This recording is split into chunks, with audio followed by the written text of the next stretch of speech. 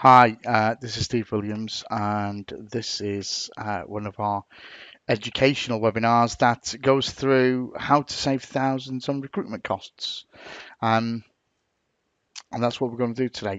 This is more of one of our more educational webinars, albeit there are some touch points in here about the service.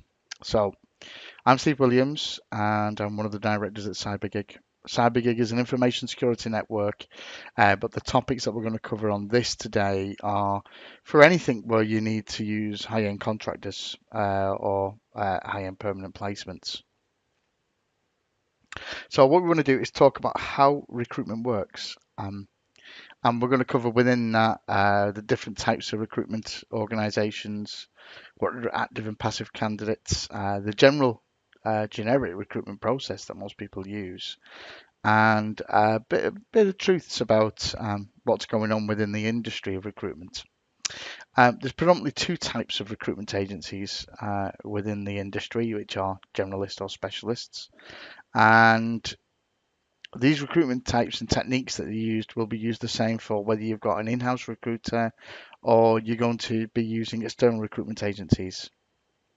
As I said just a second ago, candidates are referred to as active or passive, and we're going to go into that in a bit more detail.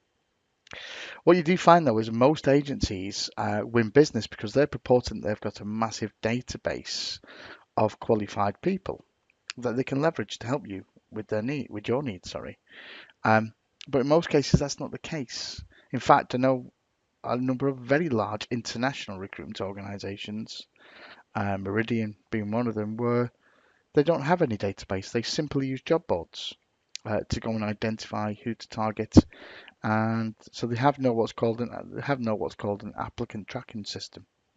Everything's been done just via email almost. But with the onset of GDPR, that is going to change the landscape anyway, and we'll touch on that in a bit. So let's just go over what's the difference between a generalist and a specialist recruitment agency. So generalists cover, and these like Hayes, Reed, Deco, cover every single sector, and they will cover every single job within that sector, right from down the porter right up to the CEO. You tend to find that the people that you use in recruitment are volume recruiters, and they're not as specialized as what you're going to get from a specialist recruitment business. A special recruitment business will focus on something like where Practicus, for example, focus on just project management. That's all they will do, project management. Where Fine Green actually focus on a particular sector, such as healthcare. Um, what you also tend to find is that headhunters usually work for a specialist agency, and as you may expect, specialist agencies charge a higher fee than a generalist. So, what's the difference between active and passive candidates? Well, active candidates, as you may expect, are actively looking. Um, doesn't mean they're unemployed, but they're actively looking, and that normally counts for about 25% of the workforce. Passive candidates are employed, but they're not actively looking. This accounts for about 75% of the workforce.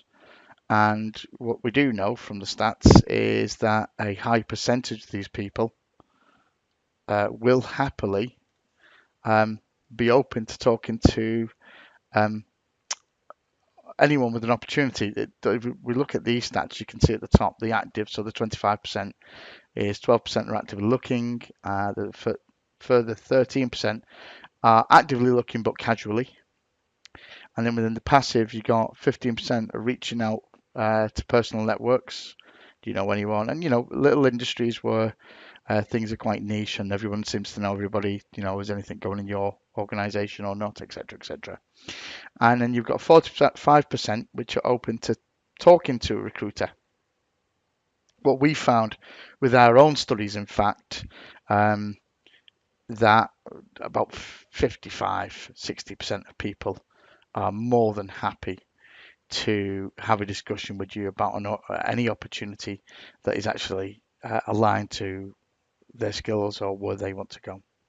So it's really about targeting them the correct way, which involves knowing your people. And then 15% are completely satisfied and they're not it's just not on the radar for them to be wanting to move at this moment in time. So what is the recruitment process? Well, it doesn't matter whether you're an internal recruiter. Most internal recruiters have been recruiters, by the way. Whether you're a generalist or specialist recruiter, the process is roughly the same. You take the requirement from the main client, stakeholder, HR, or an internal recruiter.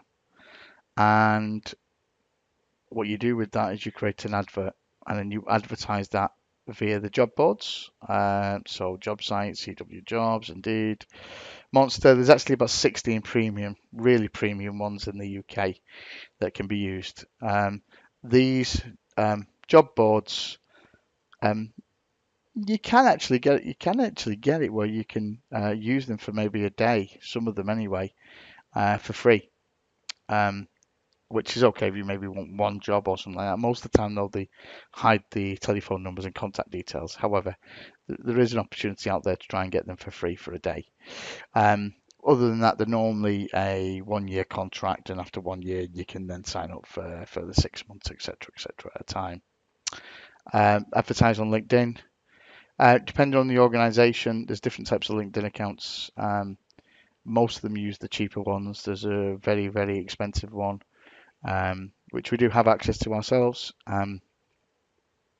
but that's normally for somebody who's using it day in, day out.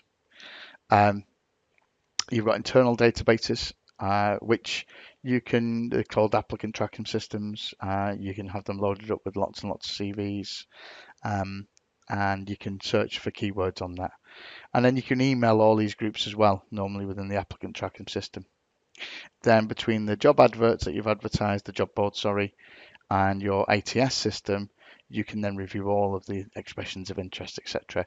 The only other thing you might add onto that, and that's more about reach, is SMSing. It's quite common to SMS. Something else worth noting is a recruitment person's profile. Most recruiters are actually salespeople. They're young, energetic, hardworking, but they don't normally have any form of university or life. They've certainly, in most cases, not, run their own businesses or worked in a particular sector. You do get it on occasion. I'm not saying you're never going to get that, but the majority don't. The vast, vast majority have just come straight from university and effectively they're turned into salespeople, and that's what they have to do. Okay, databases, truth in the future. Most agencies are going to say they've got a huge database of people. Lots of the recruitment agencies do not. They rely on the recruitment job boards. For the agencies that do, GDPR is going to be a game changer because it means no matter who you are, you cannot retain these CVs unless you've got continuous authorization to do so. And most people don't want to do that. It's that recruitment agencies work predominantly within the active market, those who are actively looking. And once they've got a job or they've stopped looking, they're not going to click that button anymore. They'll let them have it later on again in another 5 years if they're looking for a job, but most of them won't. So the Information Commission Office is suggesting that 3 months is about the right time to withhold on CVs. So in other words, when you're looking to pick between all your recruitment organizations, even if you've used them for years and years and years and you've got a good relationship, when it comes down to what they're saying they've got, everybody's going to be on an equal footing, certainly in terms of access to CVs and people who are actively looking. So let's just move on to the visibility. Recruitment is not a particularly transparent model. It's a deal-making model. It's a sales model. It's about having a look how much you can make per deal by negotiation. And therefore, everything within that process whether it's the negotiation, the contracts, and the margins are generally quite confusing. They're not, it's deliberately set out that way. And I'm going to show you some examples how. So if we look at the margins, I am going to share the actual margins with you later on in this presentation of what recruitment agents are actually charging. But let's just explore about what their commission is here. When recruiters quote a percentage, they mean a percentage margin. And if you've got any terms and conditions at all of any recruiters, have a look at it, read the fine detail. It will be margins. But for anyone who isn't used to this or doesn't use recruiters a lot, maybe once a year or so, then that may have slipped your mind, or you may not even be aware of it. But the reason why they put margins is because it on paper looks less than what they're actually charging you. Let me show you an example. So as you can see this table here, you have the margin in the left-hand column.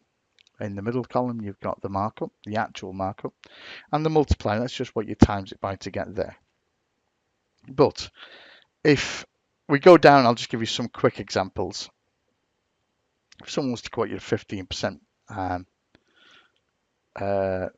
15% they'll tell you, they won't say it's margin. What they actually mean is 17.6% markup. If someone's quoting you 20%, it's actually 25%. And if someone's going down at the 25% marker, it's actually 33.3%, a third.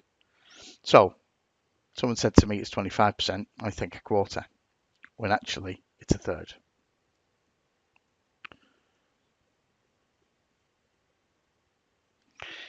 As I said, part of the smoke and mirrors game here within all recruiters who are dealing at high-level contractors, project managers, information security experts. It's the way that they make their money is by deal making, and their aim is to make as much money as possible. So if you can imagine that you need a contract for 6 months, and during your initial chat with the recruiter, they've asked you for your budget envelope, and you've said, look, I can afford £500 per day. So I'm just going to go through with you what actually happens. All recruiters have a minimum fee per day. In the vast majority of organisations across not just information security but anywhere, you normally find that figures around £120 per day. So if it's below 120, if the 25% margin is less than 120, they won't accept it. It will have to be at least 120 per day. Otherwise they'll have to negotiate even harder with the contractor or ask you for more money as a client. In information security at present, the minimum set values are for most of the jobs, and it's because the rates are going up, is at 150 per day, or 25%. And the 25% is because it's normally specialist recruiters who are dealing with this. So just bear that in mind when you think of the calculations. So the contract negotiation, this is a big part, and this is what contractors hate. It really is a game afoot here.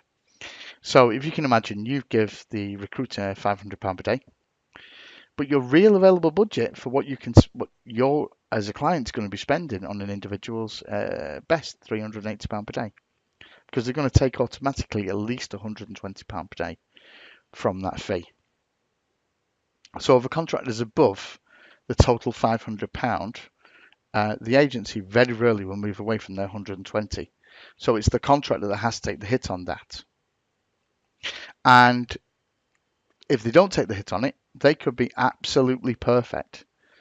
But what will happen is that if for example, it would push to get that particular contractor who is absolutely perfect, but it was going to cost 600, they've got the choice then as to whether they even represent that person. I have known it where contractors have been told they've been represented and they haven't. The only thing you can hope is that you're at least shown all the options and you can decide whether you want to find the extra budget to use these people. Our experience is that most clients actually prefer a guaranteed outcome. They prefer to pay a little bit more The cost of delivery is secondary to the outcome. In other words, the outcome is more important than the cost. Perhaps the most concerning is that agencies are representing normally a balance of candidates. Probably not the best, but the people who are good enough to get the job, but they may send over the top three who make them the most money, and they may retain the very best person because they've got them in the bag. They've put them on the back burner. They'll have told them um, that they're going to represent them, but it's going to take a couple of days to get any feedback. And what they're really hoping is that you're going to take one of them first initial three that make them the most money. So as you can see, that's what they do with the negotiation with a contractor.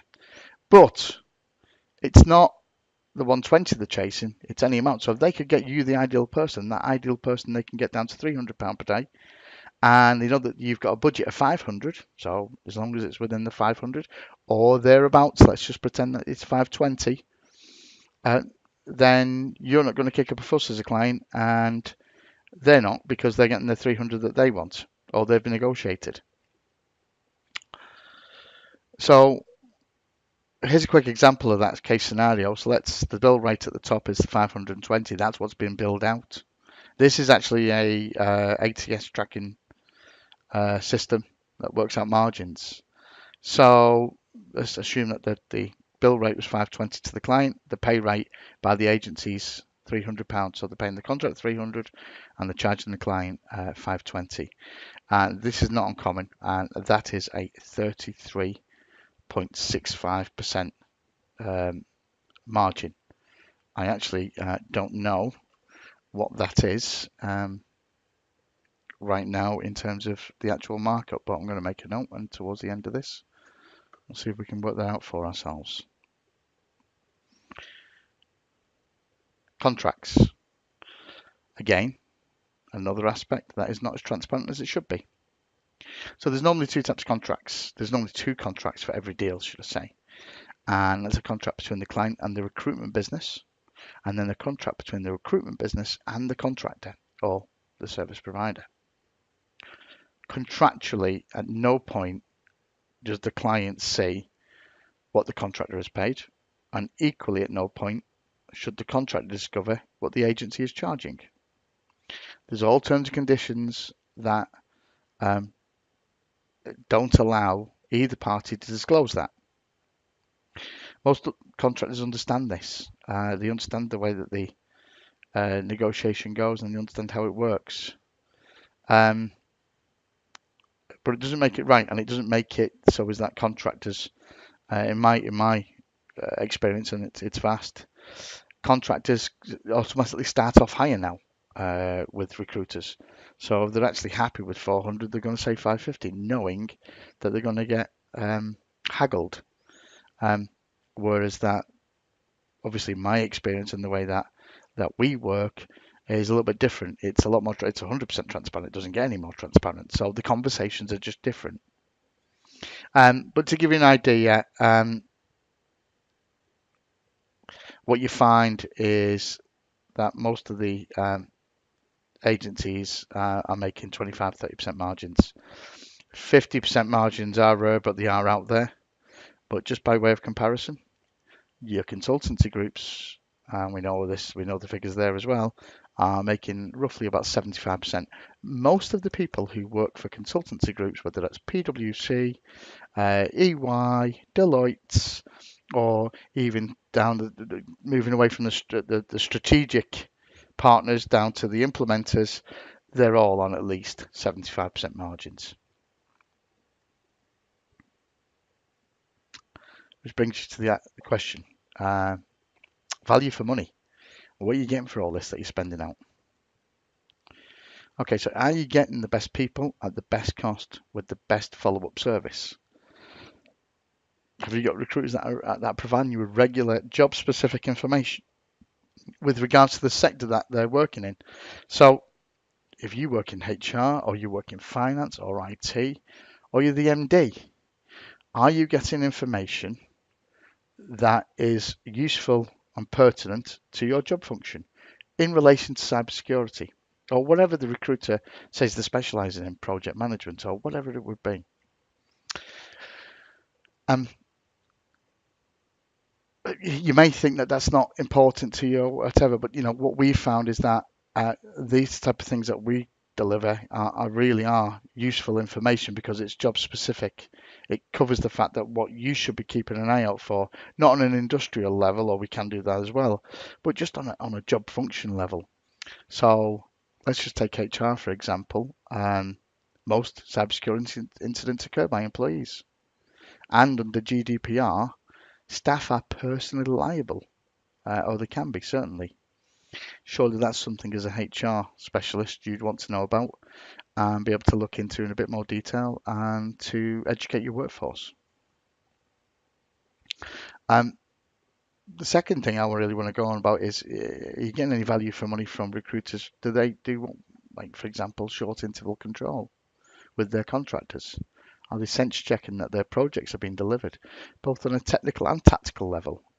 Technically, anyone can have a Prince 2 Agile qualification. It's the tactical ways in which you're negotiating with stakeholders, winning hearts and minds, getting buy-in from the end users, and implementing and delivering what you're meant to be delivering. Um, is that happening?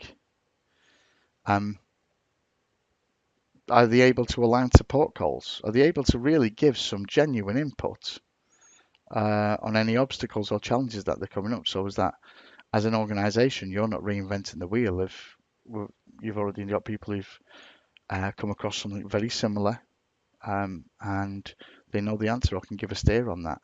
So is that not to either prolong the project timeline or increase costs or, as I said, reinvent the wheel?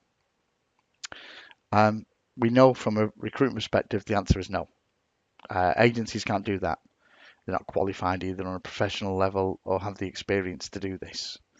Um, but given that these people are on, in information security, they're looking at being on 100,000 a year. Do you think that you're getting the best value for money out of them? And it also begs the question, how much are the agencies actually making here?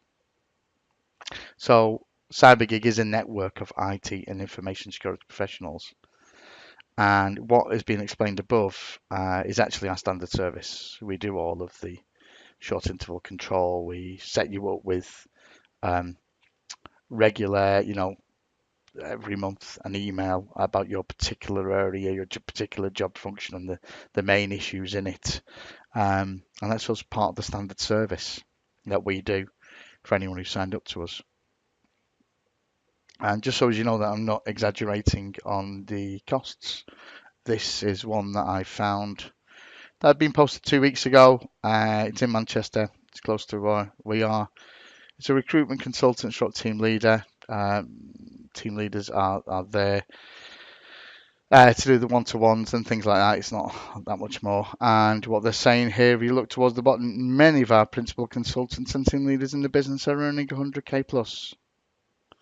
So it's certainly, and this isn't just in cybersecurity. This is in any specialist area where they can charge big margins for what they do. And in their defence, sometimes the reason why recruiters charge as much as they do is because they've not got it on an exclusive basis, or they um, they're doing, maybe they're taking on 5 jobs and only winning 2. And therefore, when you look at the across the board, the numbers. But if you really are a specialist and you're really tapped into everybody and you've genuinely got a feel on the market, I can tell you categorically, information security is incestuous. Everybody knows everybody. And if you really do know everybody, then it's not difficult to get to the people that you need to get to, whether they're on the open market or not. You can get to the right people, and the reason why is because there's liking and respect. You know each other. You know you're working directly in the same markets. As I said, our model is somewhat different. So I just want to go by the numbers. I did say to you before, excuse me, that I will show you the actual numbers, and it's not me making up these numbers. It's actually from the Recruitment Employment Federation and Recruitment Industry Benchmarking. These are the actual numbers for the latest set of reports as well, which is this year. So let me just go in and show you. So all the information here is directly from the main report from the REC. The REC use the other organisation, which was the Recruitment Industry Benchmarking, to get the figures from. So as you can see, this is the latest report for 2016-17, and it's the market forecast for recruitment in the UK. So if you look here, the turnover value per temporary or contract worker, if you look down towards the bottom, you will see in the blue is the medium temporary margin, and in the red is the medium contract margin. To make life easy, these are also color coordinated here. And you can see over the years where they've gone down and up and fluctuated. As of this year, the report has been pretty much for, regardless if it's classified as a temporary worker or a contractor, it's 18% margin. That's also backed up here. If we look at this is the just paragraph 2.4 from the same report. So for permanent placement margins, they're looking at 15 to 19%, and for 18.1% for contract assignments across 2016 and 17.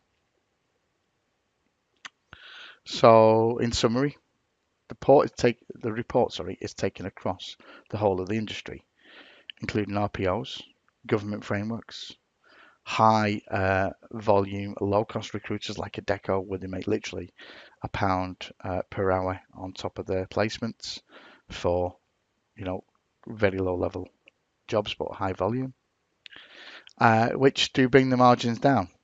But still, even with all that taken into account, you're looking at 16 to 19% margin as charged for permanent recruitment, or 23.5 markup, and 18.1 margin for contractors, which is 22% markup. Now, part of what we do, probably every year, is we'll ring round all the specialist recruitment in information security. We conduct our own research to see what they're charging and to see if they've actually got a decent service or not. So we rang up the main ones, as you can expect. And what we actually found is that for this year, whether it was for permanent or contractor, they wanted a 25% margin. When we questioned them on this, they did say they negotiate. But that was if it was more than one role. And it was only when they were questioned on that. Most people, I don't know whether they questioned them or not, but they were quick to say, look, we can negotiate on it. So, but for this purpose, we're just going to keep to what they're contractually saying they'll do. And from our own experience, they are charging this out as a minimum. As I said, it can go up from there. What we also found this year is that when we did ring round, and we actually asked them to put us in touch with somebody who was a cybersecurity recruiter, and nobody could there and then, and that's fine. But within 2 days, they still hadn't. And when they did put us in touch with the ones who did, they were just generalist IT recruiters. None of them had any knowledge or in-depth knowledge of actual cybersecurity issues, challenges or obstacles.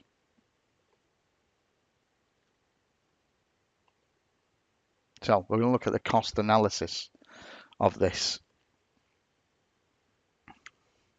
So we can look at the contract cost analysis. So what we've got here, the first column is the candidate day rate. So we're assuming that they'll want 300, 400, 500, 600, 700 pound per day. The next column is based on the average of an 18% margin and what the cost is per day. Bear in mind where you see this one here, most agencies wouldn't charge their average fee of £66 there. They would ramp that up to 120 minimum, up until about here. So like I said, most agencies will charge a minimum of 120 unless it goes above that, and then they're going to stick to their 18% or 25% respectively. So that would be again the case on this one for the specialist agency that's doing 25% margin. On the first column here, on £300 per day, they'd only naturally make £99, so they would probably bump that up to the 120. You'll see our charges here for our fee is £60 per day. Doesn't matter who you get, up until someone's day rate is £800 per day. Ours is a flat rated £60 daily charge, and after that, and our most we charge is £80 per day, and that compares to generalist agencies charging up to 264, and specialist agencies doing 396 per day. I will go on why we have charges, because it's not just about making money for ourselves. We're a genuine network, and we'll explain what that money goes to fund. But you can see from the savings that quite quickly, no matter what level you're looking at in this description, you're making significant savings. These savings, by the way, just so as we're clear, are annualized savings. So, if you had someone for 6 months, it would be half this saving. But obviously, some of these contracts do run more than a year. So we annualize it just for the purpose of this. Well, we can show you that we make significant savings. So I would say the average really is between 450, 500. So if we look at 500 and you thought you might need someone for a year, for a better quality service, we would still deliver a saving of 12,500 against a generalist, and would save a whopping 26,000 against a specialist agency. Quick calculation for you. I put in that we would charge the client 760. Our cost to the contract is £700, so we're making 60. That means that our gross margin is 7.89% or 8.57% markup. Let's just give you an idea of what ours is. The further it goes up, obviously, the less markup we make and the less gross margin. And the reason for that is dead simple. It doesn't cost us any more, and we're not charging you any more. Permanent cost analysis. This is for permanent or substantive placement. So a quick one again. We've just gone through and said someone on 30,000, 40,000, 50,000. This is the generalist fee, and next to that is the specialist fee, and then our fee, which we have a flat rate of 12.99%, which on its own is a good saving. But when you consider the outreach that we have and the availability of our members, and as I'll go into shortly, what we do with that money and why it's to benefit you. A lot of that money is to benefit you as a client. Then you'll maybe understand as well what the network is about. But as you can see, again, significant savings against a specialist agency or a generalist. I compare ourselves against the specialist agencies. They're the ones who we tend to be up against, and they're the ones who say that they can do a better job. Not than us, but they're saying that they're specialists, and we are certainly specialists in our area. So if you look against them, you're looking at £5,500 saving on a £30,000 person, right up to the larger roles, which we would deliver £18,000 savings against them whilst doing the same job. So let's answer the question of how can you save thousands on recruitment. First of all, you need to exhaust your internal options. Is there anyone who can step up to the role on a permanent basis, on a contractor basis or interim basis? Have you got anyone you can promote? Think about if you've got in-house recruiters. Can you get access to LinkedIn or Indeed? It's cheap. I think Indeed you can still get access for £1 per CV. My understanding of Indeed, I'll be honest with you, I don't rate the database. It seems like it's very old. It seems like it's been pulled from a lot of different places, but still, it's an option. LinkedIn. It's smart. It's live data. It really is it's as up to the minute as you're going to get. The problem is with LinkedIn is that the filters are really poor and it doesn't help you in that respect. And don't expect to be emailing cheaply on it. It normally works out about £15 per email, and I can honestly tell you that the return rates on that are 10-15%. So don't expect everyone to come back straight away saying, "Hey, yeah, it's great." It doesn't work that way with LinkedIn. There's a lot of people who are on LinkedIn, um, but there's not many people who are actually on it daily or monthly even. So just to manage your expectations there. There are resources out there that you can go to, and for like £200, they'll go onto the job boards and pull CVs, etc. And that's an option for you. But whatever you do, do consider all your options, and that the recruiters really don't have access to all um, of the things that they're purporting to, certainly the databases. The one thing that they do pay for that you may not want to as an organisation is annual license fees for job boards, which they're not cheap. So CyberGig, let me just before we finish up, just talk about ourselves. We're not an employment business. We are a genuine network. So we're structured in ways that work differently. And as a network, we will consider any opportunity whereby our members can benefit. So please don't pigeonhole us into, oh, these guys only do this and do that. Just ask us, because if we can, our goal here is to benefit our members. And if that means that our members can have an opportunity, but it's a little bit different or off the page than something that's not on this video, then please just give us a shout and we'll talk it through with you. But the majority are flexible, resource, contractors, interims, fixed cost projects, so we can do things that are on an absolute fixed cost, whether that's assessments, training, feasibility studies, gap analysis, anything where we have control about the output, the deliverables for you, and we've got access to the right data and what is ever required, so as that our members can actually deliver it within a fixed time as well. And then you've got permanent and substantive recruitment. So as you may have picked up already, I'm going to quickly go through this. Our fees for contractors are either £60 per day or £80 per day. The higher amount is only charged when members' day rates hit £800 per day.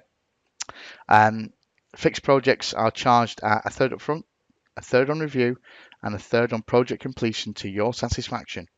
Okay, our members are tied directly into this, and you still get 100% transparency, just as you would with anything. So you'll know exactly what the network is making, and you'll see exactly what the individual member's making. And vice versa, once we've tied up the deal, we don't hide anything from our members. Our members see exactly what we're making, and I can tell you categorically, for some fixed projects, not many recruiters do it. I don't know any really, but a lot of the consultancies do it, and they're making large amounts. It's not uncommon for a PwC of this world to start saying, we will give you £60,000 to do this piece of work, and the person they're charging the client out at 150,000. So, just be aware that's how it works. Permanent recruitment, as we've said, is 12.99% margin, flat fee. That is based on more of an exclusive arrangement, though. We're quite flexible with our exclusive arrangement. If we don't think we're going to get it, we're going to tell you in 48 hours. However, we do ask for that because of the amount of work involved that we do. Okay, so why do we have fees? Our network is driven to benefit our members. So our fees pay for our operational costs, which we do have, our members' accounts. So anyone who's active member, we're paying for all their accounts to be done, all the back office functions that they get as well. So you won't see it, but for example, if they ring in and say, "Hey, look, I know I'm an interim. I know I'm meant to be the expert here, but I've never faced this before. This particular program or particular issue or challenge." We go into the network and we get them some support from our other subject matter experts within the network. Incentives: 40% of our fee is given back to our members, and it's given back for doing things like peer-to-peer networking. So if you can picture that, we might go out to our network and say, hey, here's an opportunity, guys. Does anyone know? Is anyone interested? And if not, do you know anyone? Well, if they actually do know someone, we're not just going to give them a token gesture. We give them up to 40% of our fee. That also helps with us doing peer reviews and identifying new opportunities for the benefit of the network as a whole. So, in a nutshell, that's where our fees go. Um, and the whole point is that we're actually gearing everything to not just deliver for clients from the onset, but ongoing. So the back office, making sure that the people are just focused on your job, not worried about their accounts, not worried about the invoicing. We're chasing that for them, not um, reluctant to come forward and say, "Hey, I know someone for this job," because what was the motivation for doing it? No, everyone who joins knows that they're going to get looked after. And remember, you only ever deal with an actual IT or information security professional if you are going to use us. So after the discovery call, which is with someone like me who has got a lot of knowledge, but I'm not an information security guy. I'm not technical. But what I do is understand who you need to speak to within the network, the subject matter experts that we have who are our affiliates, and we put you in touch with them. And we are a network and have members. As such, ours is a genuine database that does not need to be deleted every 3 months. We can retain our CVs as long as members want us to, and therefore we have got a bigger database than you're going to get from any recruiter. You always get 100% transparency with absolutely everything. Our ethos is very straightforward. We're a well-meaning, ethical, straightforward network, and we treat all of our clients that way, but equally we expect to be treated that way as well. So we understand that some clients can change the scope of what they need, they can change a few things, but that's okay. Just let us know because we have got to manage the expectations of all our members who may be out there looking for you on your behalf, other people who could be suitable. So that's all we ask for. We guarantee to beat any costs you may have genuinely been quoted by any specialist recruiter in the UK. So even if they're coming back, we know that they're not going to come back below 8%. But hey, we know that, so therefore we can guarantee that. We only work on an exclusive basis for the first 48 hours. What that's basically about is that there's a lot of effort, time, money, and we're raising people's expectations in our network when we go out there. And the reason why they join the network is because they know that we are not raising them falsely. So what we ask for is that when we scope out with you, that it's a genuine opportunity. You've exhausted your internal options, and that we've got 48 hours to come back to you with some options. You won't be disappointed after 48 hours, but if we think you are going to be, we will tell you. The savings demonstrated on the graphs before, on the Excel sheets that we showed you, they're on a linear basis. What that means is it's 18% or it's 25% margin, linear. Most agencies don't work that way. There will be fluctuations in them savings. Most agencies will, in some cases, will push up and try and get more margin. Others will drop a little bit, especially if it's towards the £100,000 mark, I would imagine. So we're just declaring that that is on a linear basis, but as you can see from the graphs, they are significant savings nonetheless. And that's it. I hope it's been enjoyable. I hope it's been educational, and I hope you can see at least how recruiters work, how they're making their money, and how they are not being as transparent as they could be with organisations. And I hope you've picked up some ideas of how maybe you can save thousands by doing the recruitment yourself, or if you do need anything within terms of IT or cybersecurity or information security, however you want to word it, that you can consider us because we can deliver and we can save you thousands. Okay, thank you very much.